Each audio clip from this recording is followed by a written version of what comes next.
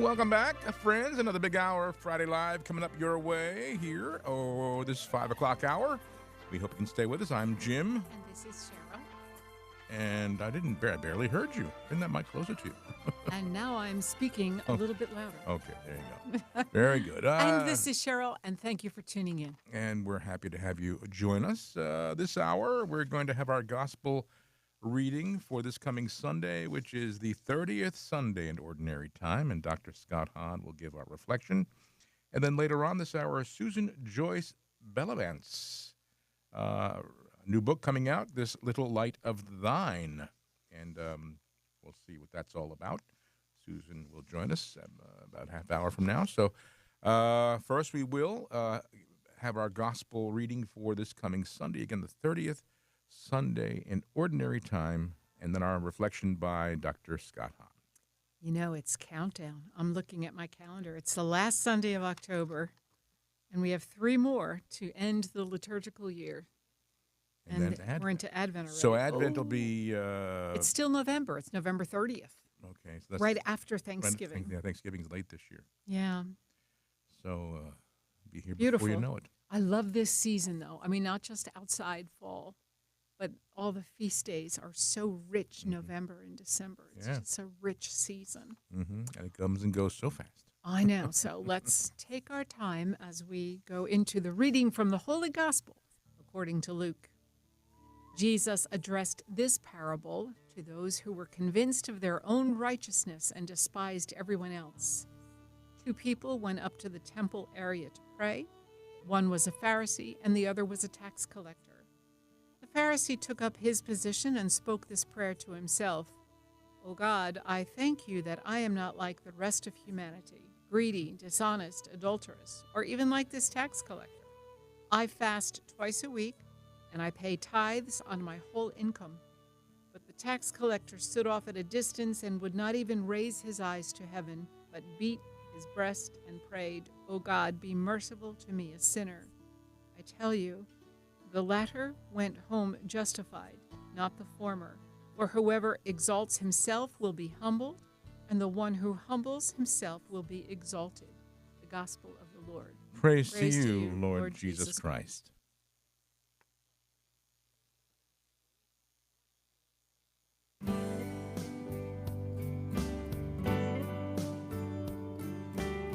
Humility is the art of seeing things as they really are, especially ourselves. For if we're humble, we'll know that we're sinners and be grateful for God's mercy. Humility is the key that unlocks the door to happiness, but it's hard to achieve. Let's take some lessons in humility. Next, on Breaking the Bread.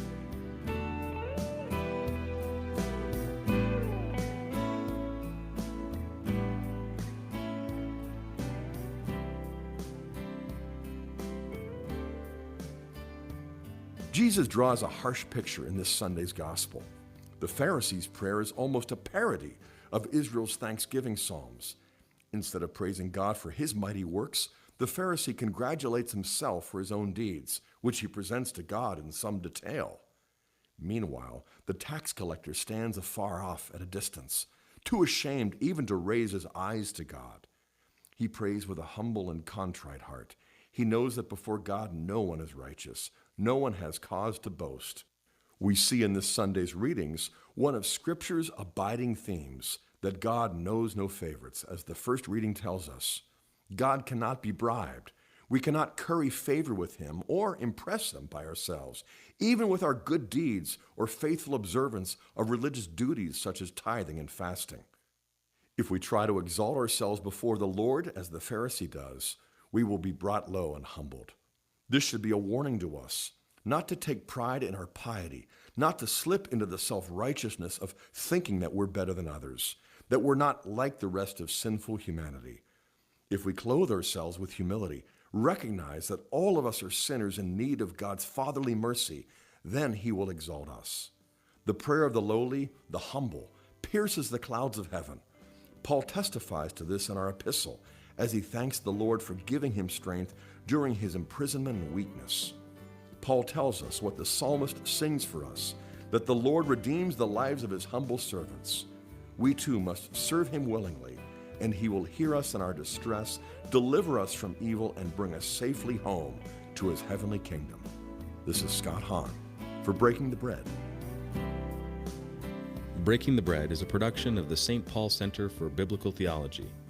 If you'd like to receive written copies of Dr. Hahn's reflections on the Sunday Mass readings, you can contact us by email at staff@salvationhistory.com or call us at 740-264-9535. That's 740-264-9535.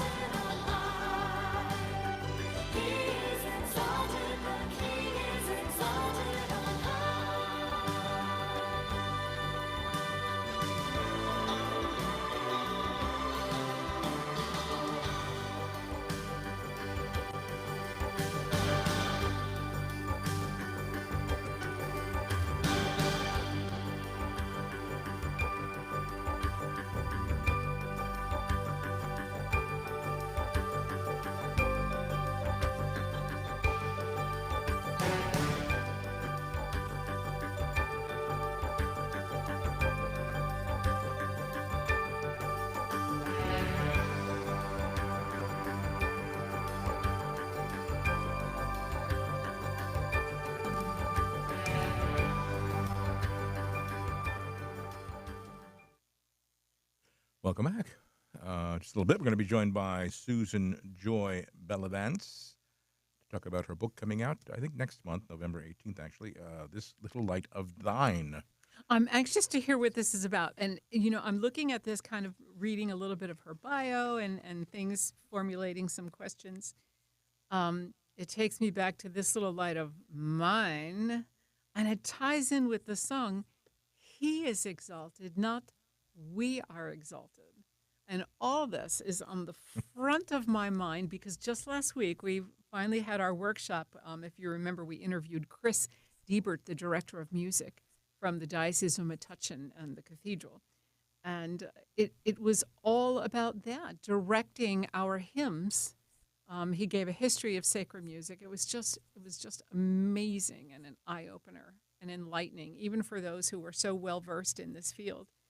That there's a group of, and of course, then he went into the Roman Catholic liturgy and how this world of sacred music, how can we funnel that into what we sing on Sunday?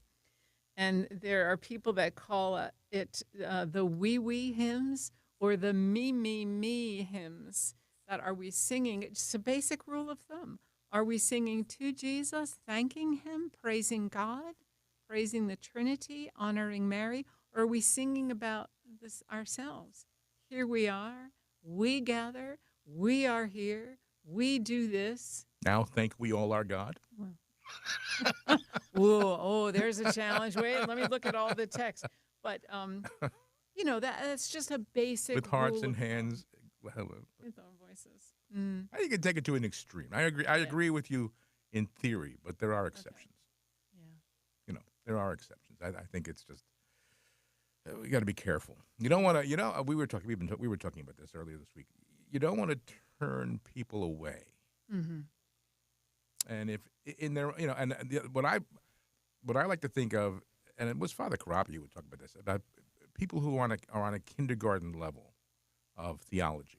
And in their faith made Yeah, knowledge. and just they don't know. They're just they're kindergartners. They're not, getting their masters in theology. in theology. So you have someone who, gee, I like that song. I like to sing it. It has a pretty melody, and it makes me think of Jesus and whatever the song is. And if it's touching their heart, then you don't want to stop that. Mm. That's my own. Yeah, We've talked about it. I know. We've not fought about it, but we've talked about it. No, but I think there's a lot to unpack. I mean, there's those that it just gives you a warm, fuzzy feeling, but the aim is to get them from the warm fuzziness to a true appreciation and to maybe raise that level a little bit. But I do agree with you where you have to meet them where they are. You just can't go in and start singing Latin chants when they're like, what? Right. And then What is happening? Then they become spectators. Yeah. And you don't want that.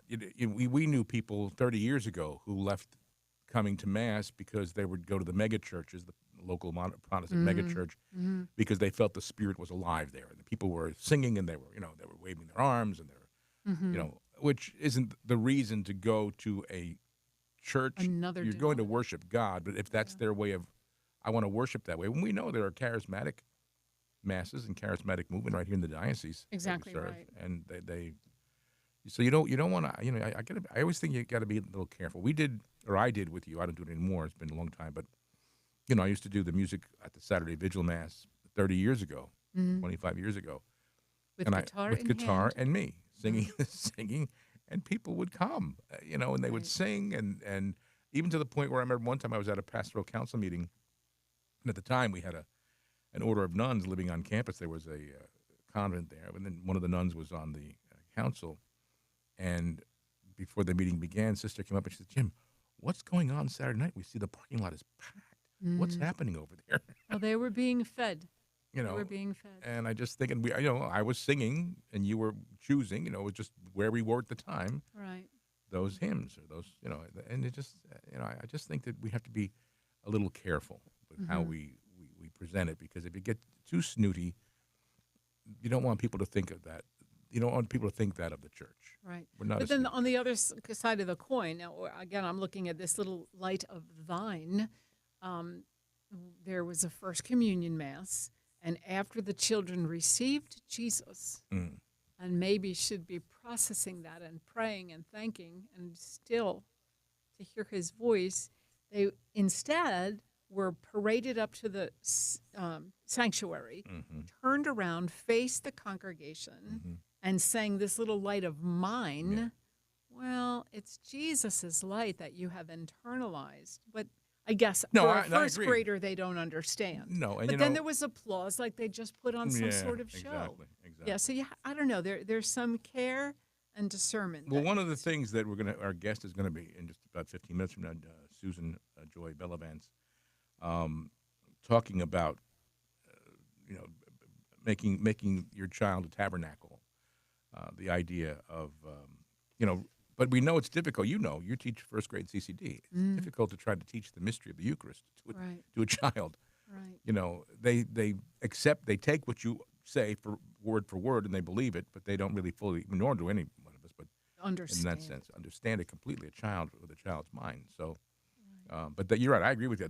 Remember, I think I complained You might have written one of your nice letters. about that little show that was put on there in the first grade, first Holy Communion year. Yeah.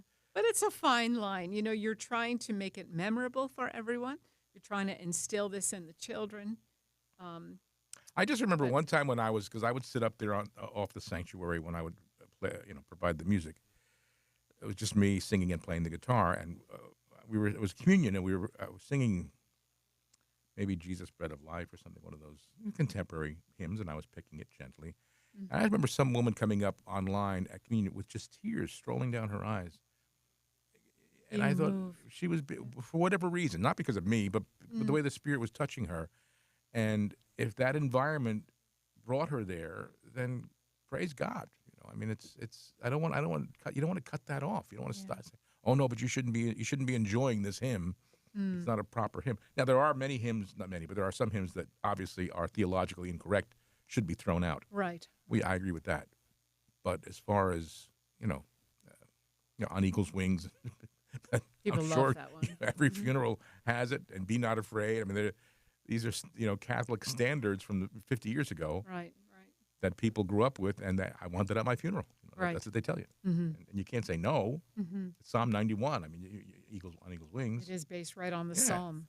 Yeah. So The other side of it is we have such a rich treasure, and that richness and those pieces have morphed and changed, and there's so many different genres and styles. You just want to choose things that are quality and speak the truth. Like you said, nothing that goes against the belief of our Right, faith. right. It's hard, but maybe offer as much variety as you can, because there are beautiful pieces from the earliest centuries, even whether they're in Italian or Latin or German, that just hit the center of your heart and are so beautiful that, all right, the people might not be singing that at that particular moment as they're a choir doing a prelude or a choir communion meditation, but they're so beautiful that they do move the spirit in the people just because of their beauty. Open the veil to heaven. So it's a huge conversation that we tried to have in about 90 minutes the other night. And if you missed it, I know you heard it advertised here on the station, and we'll put it on our bulletin board, but Mr. Diebert is going to give that presentation again in our listening area at St. Bart's in East Brunswick. So I have to get the date. And if you weren't able to come to ours, maybe live closer to Middlesex County, we'll definitely put that out there so you can engage in some of this fascinating discussion. Mm-hmm. So we'll be talking about decluttering the hymnal. Yes, well, we've been decluttering the home, decluttering the radio station. It's, oh, boy. So we won't get through them all, but I found this the other day. I thought of you. Is it literally entitled Decluttering the 60 Hymnal? things you'll never miss once they're gone. Decluttering challenge. Whoa. In the kitchen. Oh, okay, not the hymnal. No, not the hymnal. I It's can more of a make it. secular decluttering. Okay, let's hear it. In the kitchen, these are things you will not miss once you get rid of them. Mismatched food storage lids. Oh, yes. Stained tea towels. I don't know. Do we have tea towels? Well, In our home? we do. Oh, we do? Like the kitchen towel, and there are But they some- wouldn't be stained. Well, Okay. there's a couple I could throw away. Extra travel mugs you never grab. Mm. Old takeaway sauces. I've seen some of them in the refrigerator. The packets, like when you get the sauces Oh, from the barbecue Chinese. sauce Yeah, and barbecue, ketchup and whatever, such. Yeah, you feel bad throwing things away. Yeah, well, you'll never miss them if you throw them away. We can mail According them to to this, Let's mail them to the poor. rusty baking trays. No, we don't have any of those.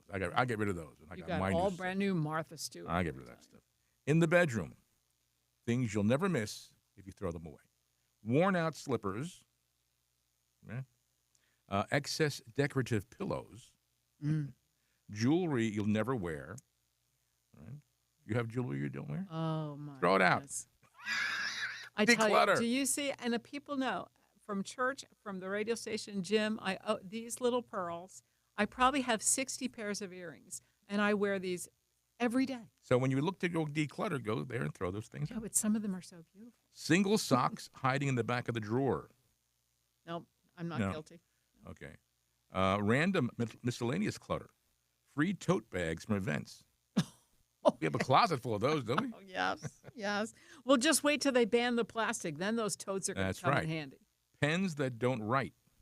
Mm, I did that one day. We were Yes. Saturday. I went into everybody has a junk drawer, right? Right. I went into our junk drawer and it was filled with pens, and I tried each one of them. you did. Throw it out. Throw it out. We're not too busy. Unused gift wrap scraps. Those little pieces. Well, there'll be something small enough for this. Manuals for appliances you don't have. And that's a good one. We have a special place for our manuals. I should probably go through that tomorrow and see which appliances we don't have anymore. The old microwave, the old stove. Extra mugs taking up cupboard space. Yeah. What do you have guessed though?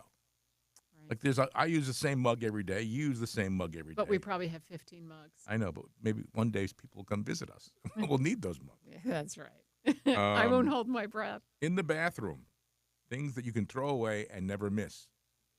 Empty bath product bottles. Oh, yeah. Razors past their prime. No, I throw mine away. Old loofahs and sponges. We don't have a loofah, do we? I don't use a loofah. Is that what you call it? Loofah? Loofah. Out-of-date sunscreen. I never use sunscreen. That's right. And I'm the one, I use sunscreen, and I'm the one with skin cancer. So let's talk about that later. I don't know. Hotel toiletries you'll never use. I know, we'll put them out for when the guests come. Yeah, that's right. With their coffee mugs. Okay, in the office desk area. Expired printer ink. No, I throw that out. Outdated planners and calendars. I don't have those. Nope, Business cards from years ago. You have a whole stack of them. I do. Sticky notes that have lost their stick. They have to be really old. Empty notebook covers. I don't do that. Let's see. Garage, storage, and junk drawer. Oh, boy. Things you'll never miss if you throw it away. Gardening tools you never use. Mm-hmm. Do we have those? Well, like, You could do the gardening. yes. No, I'm very minimal. Paint tins that have dried up. Yeah, You store them down the basement, I think. I Right? know that. I need to go through that. Sporting gear you've outgrown it. Now I know that I have a set of golf clubs that I probably haven't used in 25 years. I see a tennis racket in there though too in the garage. I know. I just can't bear. If I ever play tennis again, it'll be if I make it to heaven. Okay, well, This we'll bury body it with is it then. done. I'll bury it with it. Thank you. I mean, That's a good idea. And then what about those skateboards in the attic? Let's talk about that. yeah, we haven't skateboarded in a while. Not intentionally, anyway. Let's see what else we have. Oh, broken plant pots. No, we don't know. Bicycles that need more repair than they're worth. Okay, in the closet. This is let me before we take our break here. In the closet, things you can throw away and never miss. Make this a declutter weekend. Dresses that don't fit your lifestyle anymore. Hmm. Hats you never wear. Coats that are too worn for charity or don't fit. Mm. I think I have a couple coats in the closet that I probably can't fit into anymore. Duplicate handbags. No. Uncomfortable shoes you always avoid, but you keep them. Yes, I know. I see a lot of shoes in the closet. I know. Do you ever see me wear them? Nope. They look nice at the bottom of the closet, though. So these are things you can throw away and never miss them. Yes. Travel brochures from old trips. You keep that stuff. I know. Ribbons, bows, and packaging you've been saving. Cards from people you no longer speak to. Well, that would be That would be more on my side of the closet, I suppose, or the drawers. so fun. So declutter. let's declutter before you gather more clutter as November and December roll around. Well, we could start. Maybe in the winter we should set aside a certain time once a week where we go through a room Right. and we say we'll declutter. This is It what- really doesn't take I like long. to keep memorabilia though. like Yeah. family memorabilia. Like I have treasures that up in the attic that I've kept since I was in. So you can see, friends, this will grade. go nowhere. I will not even fill one black trash bin. I don't know about that. All right. You know, either we do it or the children do it. Well, I look at it that way. You know, in the Let end, them do it. see ya. It's all yours. We're leaving you everything.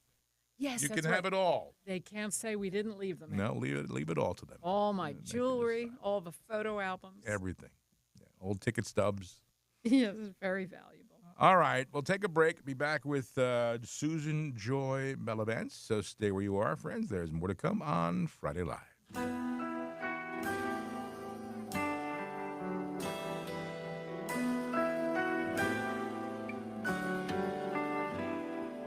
Longing for light, we wait in darkness.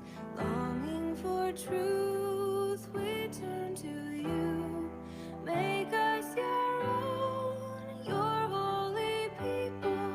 Light for the world to see. Christ be our light, shine in our hearts, shine through the darkness. Christ be our light, shine in your church.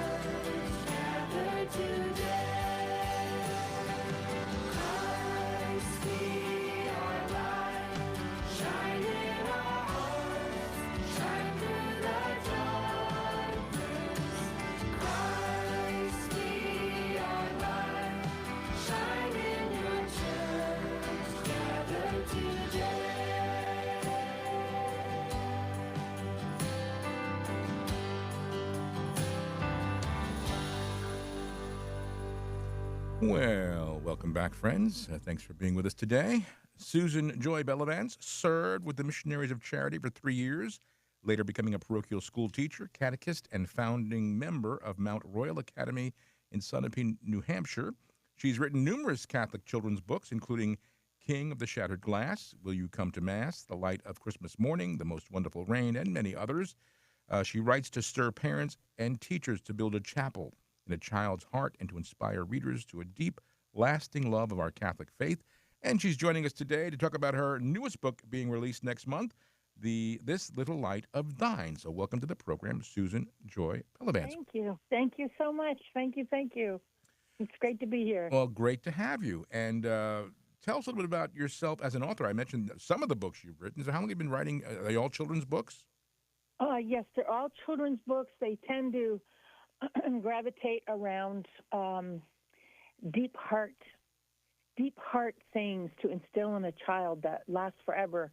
I think because of my age right now at 69, right, I was around for the Vatican II and all the changes. And as a little child, there was such an instilling in my heart of the Blessed Sacrament and our Blessed Mother. Right. And the holiness of that, so that when the church went wonky, and I'm going to say wonky with a capital W, I saw all of it. All of a sudden, our nuns were coming in. They were wearing this and that, and priests were doing this and that on the altar. Everyone went kind of berserk in the 60s and the early 70s. Yes. Sorry, I don't mean to hurt anybody's feelings or anything, but it was, as a little kid, you're looking at going, what happened to the adults in the church? What happened? Right. But my little heart had been a chapel was built in my heart, and you know where that comes from?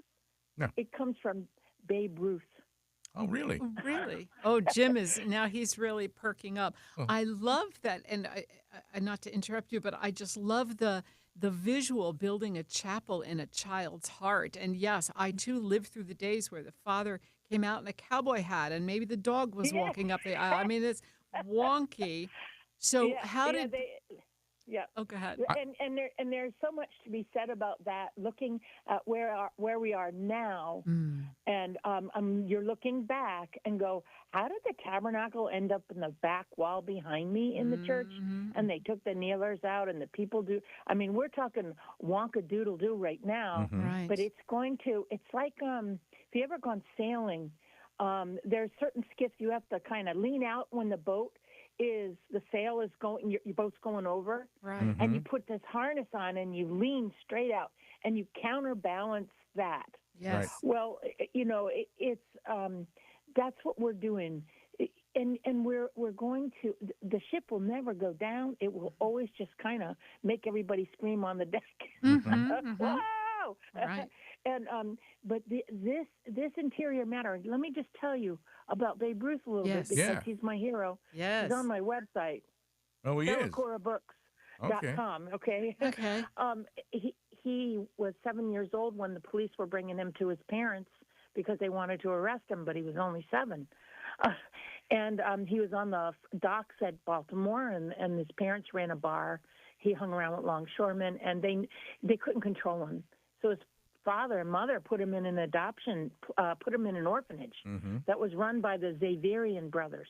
And if you look at the pictures of the Xaverian brothers from the 20s, they were jacked, big, 6'3", farm boy men, And they taught him 2 things, and one was baseball, because they realized something was about him, and the second they taught him was his catechism. Wow.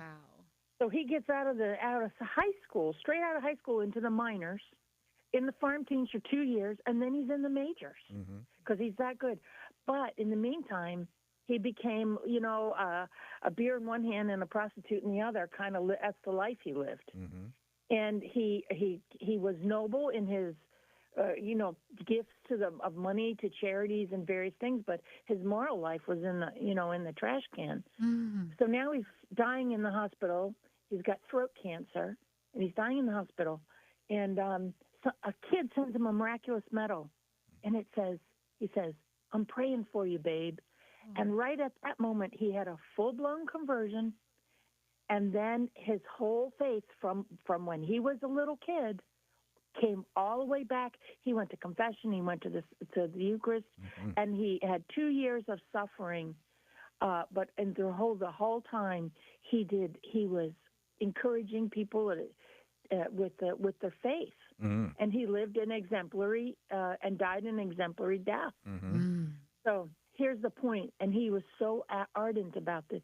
He goes, I love this sentence. Never don't teach a bad boy his catechism. That was one sentence that he said. And the other was, we have to build a chapel in a child's heart.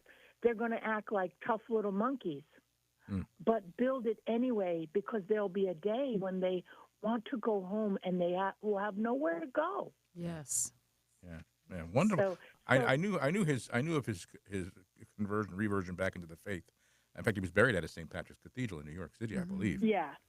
Yeah. And of course, a good topic too, because the World Series starts tonight, and the Yankees should be in it. Yeah. So, That's another Well, discussion. It's in the end, you can live a fulfilling athletic life and be on top of the world. that's Right. right. But then throat cancer is gripping you, and you're laying there thinking about your life. What did you do? Yeah. And so, but in the great, there's a book that I wrote. I wish everyone would get this book. It's so life changing. It's called The Crooked Court Jester and the Last Knight.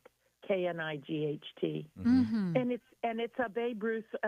It's not about Babe Ruth, but it's about that type where your whole life is lived a certain way. The jester steals, and in the end, he's laying in bed. It's based on Faustina's diary.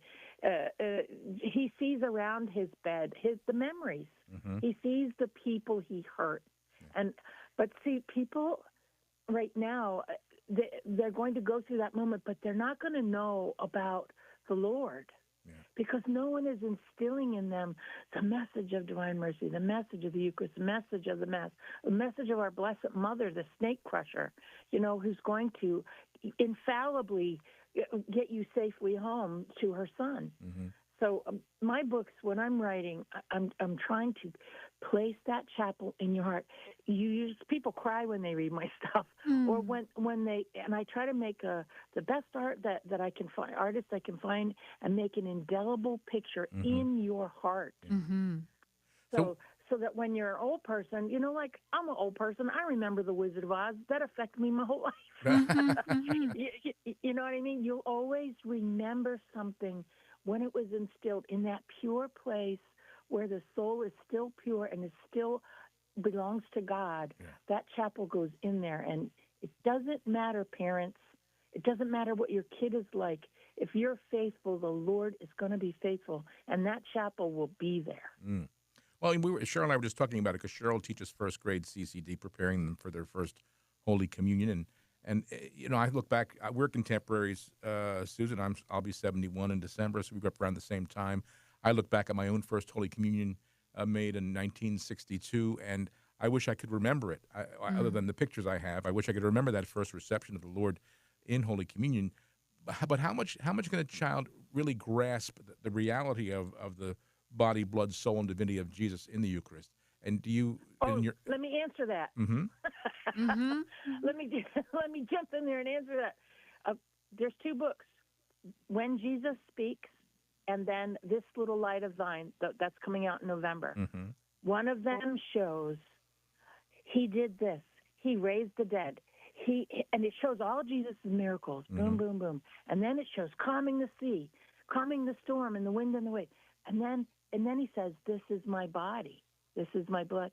And then he says, "Do this in memory of me." Do you think the guy who raised? You think that Jesus that restored the blind and did all things? So it makes a credible witness for the Eucharist. Then when you get This Little Light of Thine, it's telling you what the star of the sanctuary lamp is like the star of Bethlehem, because the Star of Bethlehem says Jesus is here. So I put the Star of Bethlehem in the sanctuary lamp, and then I put the flame of love of the Immaculate Heart of Mary. It's she looked down at her tummy. It's like Jesus is here, and we put the Immaculate Heart of Mary in the sanctuary lamp and then we put it near the tabernacle and we say Jesus is here. It shines with like a flame of love because Jesus is here. Yeah. So that book is tenderly placing in the heart what was placed in my heart.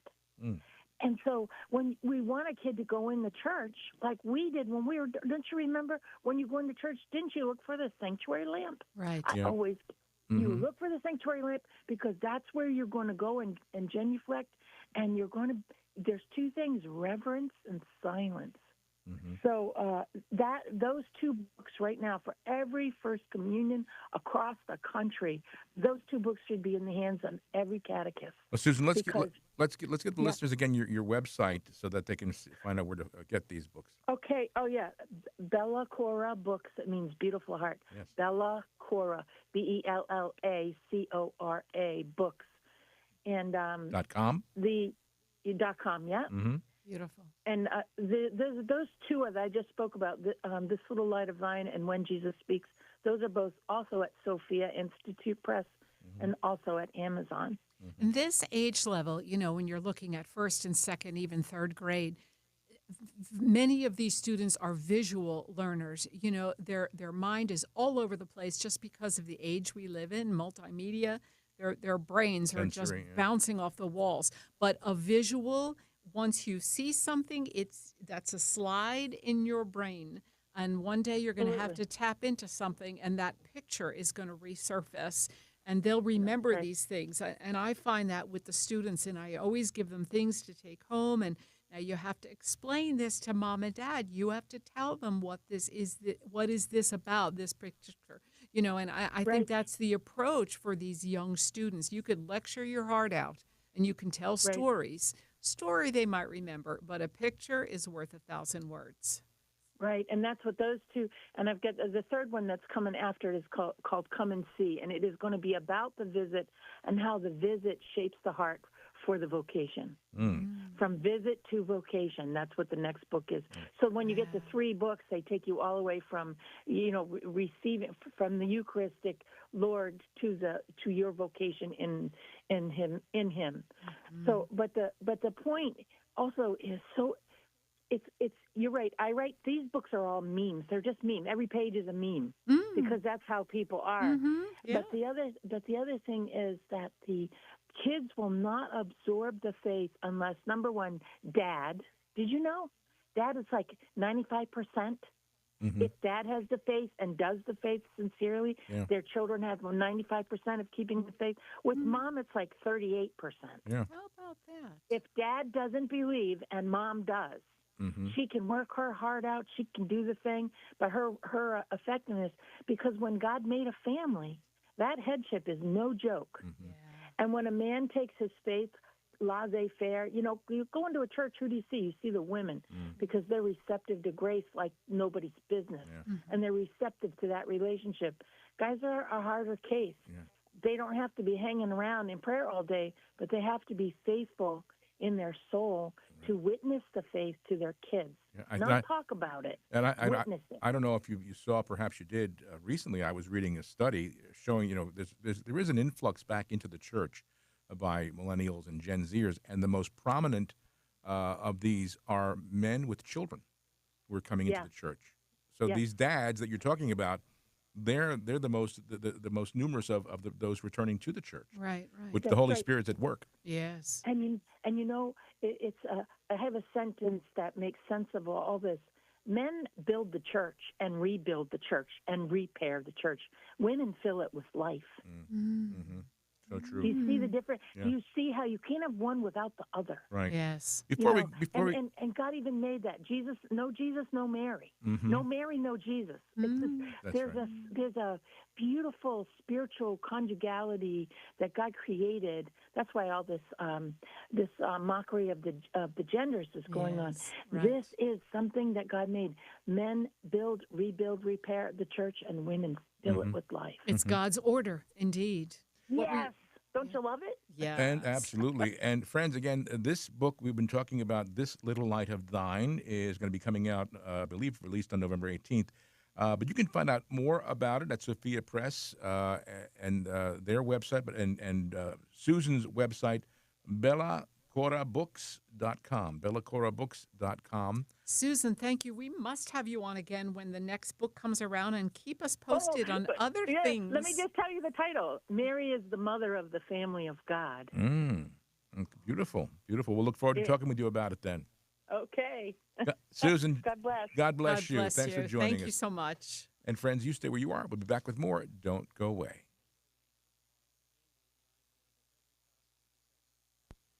This is Monsignor John Kozar, National Director of the Pontifical Mission Societies in the United States. It's something we all do, count our blessings. Topping my list is my faith, our Lord's greatest gift to each one of us.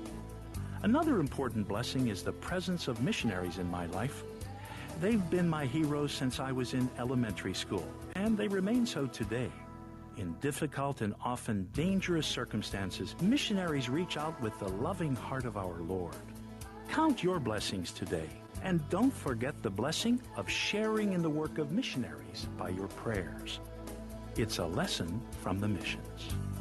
Brought to you by the Pontifical Mission Societies. To learn more about becoming a missionary right where you are, visit our website at onefamilyinmission.org. Remember, if you're baptized, you're a missionary. Through prayer and sacrifice, in word and witness, we're all part of this one family in mission. What have you done for your marriage today?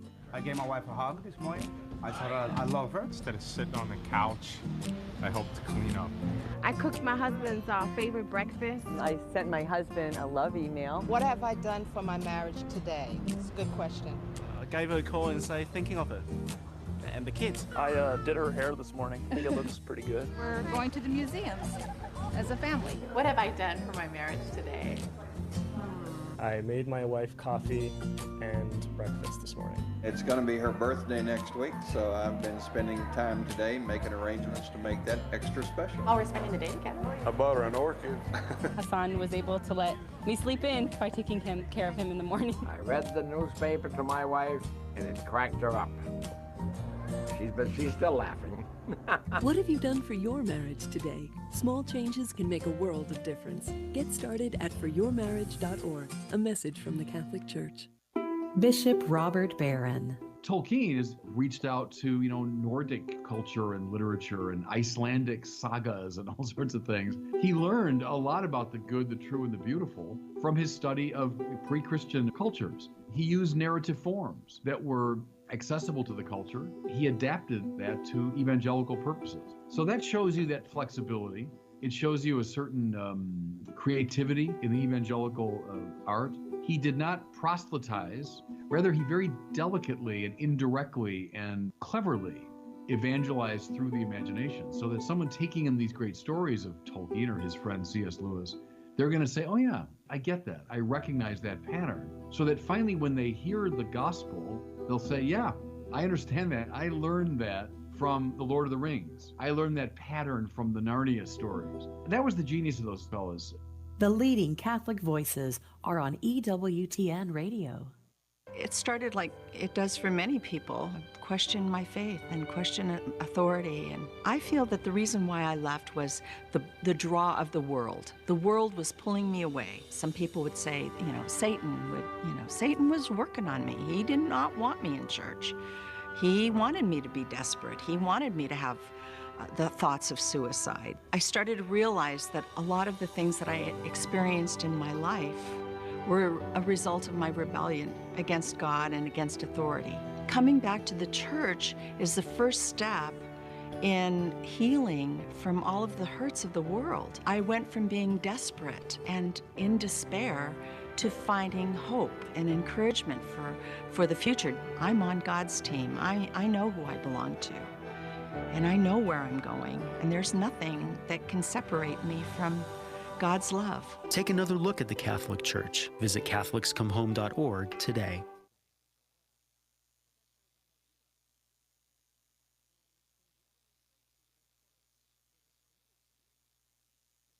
Sorry, I don't know what happened. We had a I moment was of silence. daydreaming, watching the screen. There'll come a time when I think maybe I'll be too old to do this anymore. You think so? I don't know. You think that time will? Maybe.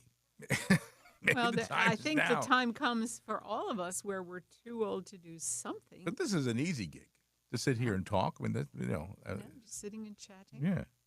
Don't you think? But you also have the board in front of you and 3 or 4 different screens and operating things. It's multitasking. Yeah, but it's also like second nature too. Now at this point, after 30 Mhm. years, it's just, Until, you start getting forgetful, then like when you're sitting daydreaming, and the spot is over, and you're supposed to be back on the air, and you're not doing anything. and you're just like pondering things. I said, gee, what happened? I don't hear anything. Oh, that's right. It's me. I'm That's on. me. I'm on. My turn now. Well, that happens. It happens, but that's all right. No. So, Susan, again, the her website is Bella Cora Books. Bella Cora Books. Beautiful Loving, heart. Beautiful heart. Beautiful heart. Bella Cora. And so it makes me rise to the challenge. There's a few little pips in my class that, when I say we're walking in a straight, quiet line, somebody's doing karate kicks and somebody else has already run up the stairs. And I thought, okay, we need to rein them in and create that little chapel in their heart. That's going to stay with me. That phrase is a beautiful thing. It's a beautiful. Well, thank the babe. And all comes. Does it not Thank all the babe. derive from George baseball? Herman Ruth. I think. I I think that it was Brother Barth. I think it was Brother Bartholomew was the brother in that order who really took him under his wing. Is that right? Is there a movie? Oh, sure. I mean, she's telling the story. I thought. Well, I don't. There's probably they don't depict his conversion. There should be. Now, see, maybe a good Catholic filmmaker out there Yes. could make a film like that and show that he was raised Catholic. Men would watch that film. Men would watch that film, and then he went awry with all kinds of crazy stuff. I didn't realize that as a child. The parents put him in an orphanage. Because they couldn't control him. He was like uncontrollable. Really? Yeah. So they put him in an orphanage run by these brothers to straighten him out. And as Susan said, they taught him how to play baseball. So that was the big thing initially, and then of course his faith, but which really was the biggest thing because in the end that's what he went back to. We knew a family. This is going back many years, and there too there was a child that was just too much of a handful, and they put him in a military academy. Mm. They go to school here, and I guess those places still exist where they're young students and they live on that campus and they're taken care of. Mm-hmm. Yeah. I had a friend who went to, I think it was North Jersey, and you would probably know the school where she lived there, only because the mother was taken very ill. Oh, Mount St. Mary's? Yes. And the dad worked, and he thought this is going to be the best place for her. Yeah. Maybe by then it was high school. It was a high school. Mount St. Mary's in Watchung or near And there. now, can you still go and live there? I don't know about that. Mary Alice went there. My friend, Is that God rest her right? soul. Yeah, she went there. Mm. But she was taken care of there because there was no mom at home and the father was working. I think it was the Sisters of Mercy who ran it. But, yeah. All right. Well, our time is up. So enjoy the rest of your day. Not tomorrow, but a week from tomorrow, we turn the clocks back And gain that precious hour. and lose of a little bit more sleep. sunlight. So anyway, we have a week left. So enjoy it, and we'll be back with you again next Friday, which is the Eve of All Hallows. Yes, All Hallows Eve. That's what we will call it. That's right. So have a great weekend, friends. Thanks for being with us. God bless you.